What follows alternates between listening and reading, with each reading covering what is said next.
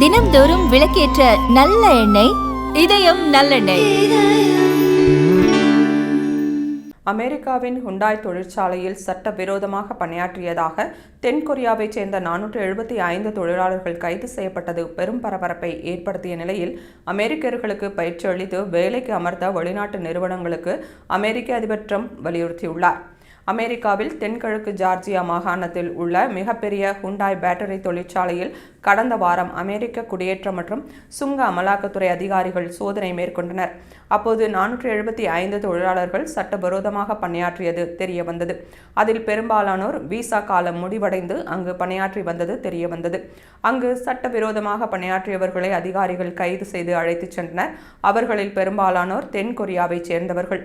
இதனைத் தொடர்ந்து கைது செய்யப்பட்டுள்ள தென்கொரியாவைச் சேர்ந்த தொழிலாளர்களை மீட்க அந்நாட்டு அரசு நடவடிக்கை எடுத்து வருகிறது. அமெரிக்காவின் இந்த நடவடிக்கைக்கு கண்டனம் தெரிவித்த தென்கொரிய அரசு, அமெரிக்காவுடனான பேச்சுவார்த்தைக்கு பிறகு கைதானவர்கள் பத்திரமாக தாயகம் அழைத்துச் செல்லப்படுவார்கள் என்று கூறியுள்ளது. இதற்கு அவர்கள் சட்டவிரோதமாக பணியாற்றியவர்கள் அதிகாரிகள் தங்கள் வேலையைத்தான் செய்துள்ளனர் என்று அமெரிக்க அதிபர் ட்ரம்ப் கூறியுள்ளார்.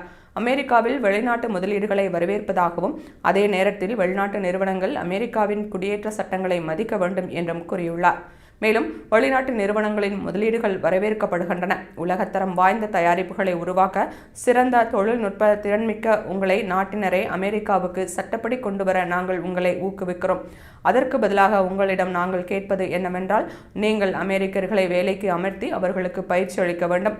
நாம் அனைவரும் கடினமாக உழைத்து இந்த நாட்டை உற்பத்தி ரீதியாக மட்டுமன்றி நம்மிடையே உள்ள ஒற்றுமையை மேலும் வலுப்படுத்தும் விதமாக ஒன்றாக உழைப்போம் என்று கூறியுள்ளார்.